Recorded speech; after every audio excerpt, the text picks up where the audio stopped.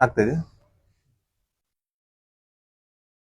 ಸಮಸ್ತ ಎಲ್ಲ ನನ್ನ ಕನ್ನಡ ಬಂಧುಗಳಿಗೆ, ಕನ್ನಡಿಗರ ಸ್ವಾಭಿಮಾನದ ಪಕ್ಷ ಕನ್ನಡ ದೇಶದ ಪಕ್ಷದ ವತಿಯಿಂದ ಶರಣಾರ್ಥಿಗಳು. ಮೊನ್ನೆ ಸಿದ್ದರಾಮಯ್ಯನವರು ಒಂದು ಶಾಸಕರಾದಂತ ಕೋನ್ ರೆಡ್ಡಿ ಅವರ ಯಾವುದೋ ಒಂದು ಕಾರ್ಯಕ್ರಮದಲ್ಲಿ ಒಂದು ಹೇಳಿಕೆ ಕೊಡ್ತಾರೆ. ಸಮಸ್ತ ಕನ್ನಡದ ಬಂಧುಗಳ ಬಗ್ಗೆ, ಕರ್ನಾಟಕದ ಬಗ್ಗೆ, ಕನ್ನಡ ಧರ್ಮದ ಬಗ್ಗೆ, ಇಡೀ ಕನ್ನಡ ಸಮಾಜನ, ಕನ್ನಡ ಧರ್ಮವನ್ನ, ಕರ್ನಾಟಕವನ್ನ ಮುನ್ನಡೆಸಿ ಅಂತ ಹೇಳ್ಬಿಟ್ಟು ತಮಗೆ ಅಧಿಕಾರ ಕೊಟ್ಟಿದ್ದಾರೆ ಮೊನ್ನೆ ಸಿದ್ದರಾಮಯ್ಯನವರೇ. ನಿಮ್ಮ ಹೇಳಿಕೆ ಅತ್ಯಂತ ಬಾಲಿಶವಾಗಿದ್ದು, ಅತ್ಯಂತ ನಿಮ್ಮ ಇಡೀ ರಾಜಕೀಯ ಜೀವನದಲ್ಲೇ ಒಂತರಹ ತೂಕ ಕಳ್ಕೊಳ್ಳುವಂತಹ ಒಂದು ಹೇಳಿಕೆ ಅದು. ಯಾವುದೇ ಒಂದು ಸಮಾಜ, ಯಾವುದೇ ಒಂದು ಸಮುದಾಯ, ಯಾವುದೇ ಒಂದು ದೇಶ ಮುಂದುವರಿಬೇಕಂದ್ರೆ ಅಲ್ಲಿ ಜನಸಂಖ್ಯೆ ತುಂಬಾ ಮುಖ್ಯ ಆಗುತ್ತೆ.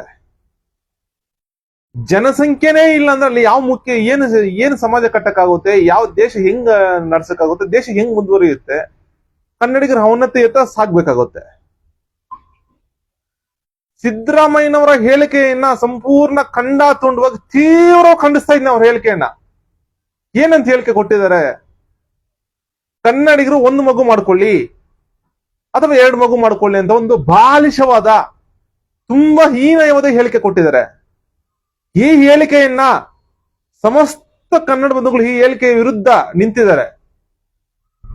ಏನಪ್ಪಾ, ಇಂಥ ಮುಖ್ಯಮಂತ್ರಿಗೆ ನಾವು ಅಧಿಕಾರ ಕೊಟ್ಟಿದೀವ ಅಂತ ಹೇಳ್ಬಿಟ್ಟು ತೀವ್ರ ಅಸಮಾಧಾನ ವ್ಯಕ್ತಪಡಿಸ್ತವ್ರೆ.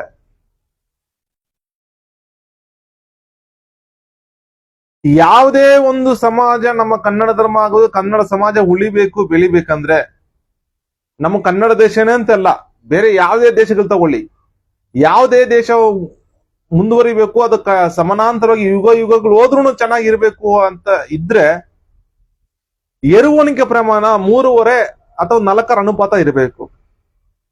ಆದ್ರೆ ನಮ್ಮ ಕನ್ನಡ ದೇಶದಲ್ಲಿ ಎರುವಣಿಕೆ ಪ್ರಮಾಣ 1 ಬಂದ್ಬಿಟ್ಟಿದೆ, ಅಥವಾ 1.4, 1.6 ಇದೆ.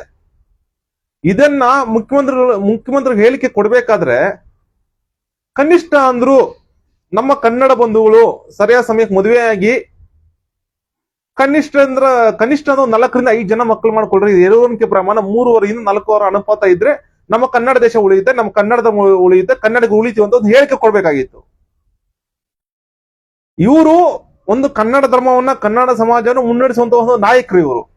ಈಗಿರೋ ಸಂದರ್ಭದಲ್ಲಿ 1 ಮಗು ಮಾಡ್ಕೊಳ್ಳಿ, 2 ಮಗು ಮಾಡ್ಕೊಳ್ಳಿ ಅಂತ ಒಂದು ಬಾಲಿಶವಾದ ಹೇಳಿಕೆ. ಅದು ಒಂಥರ ಆ ಹೇಳಿಕೆ ಒಂದು ತೂಕನೇ ಇಲ್ಲ. ಇಡೀ ನಮ್ಮ ಕನ್ನಡ ಬಂಧುಗಳು ಇದ್ರ ವಿರುದ್ಧ ಸಿಡಿದೆದ್ದಿದ್ದಾರೆ. ಅದರಿಂದ ಕೂಡಲೇ ಈ ಹೇಳಿಕೆಯನ್ನ ಹಿಂದಕ್ಕೆ ತಗೊಂಡು ಸಿದ್ದರಾಮಯ್ಯನವರು ಸಮಸ್ತ ಕನ್ನಡ ಬಂಧುಗಳ ಕ್ಷಮೆ ಕೇಳಬೇಕು. ಈ ವಿಚಾರ ಸಂಬಂಧಪಟ್ಟಂಗೆ ಕ್ಷಮೆ ಕೇಳಿ, ತಿಳುವಳಿಕೆಯಲ್ಲಿ ಮಾತಾಡಿದ್ನಂತ ಬಿಟ್ಟು ಕ್ಷಮೆ ಕೇಳ್ಬೇಕಂತ ಹೇಳ್ಬಿಟ್ಟು ಸಮಸ್ತ ಕನ್ನಡ ಬಂಧುಗಳ ಪರವಾಗಿ ನಮ್ಮ ಪಕ್ಷದಿಂದ ಆಗ್ರಹ ಮಾಡ್ತಾ ಇದ್ದೀವಿ. ಜೈ ಕನ್ನಡಾಂಬೆ, ಜೈ ಕನ್ನಡ ಧರ್ಮ, ಜೈ ಕನ್ನಡ ದೇಶ. ಶರಣಾರ್ಥಿಗಳು.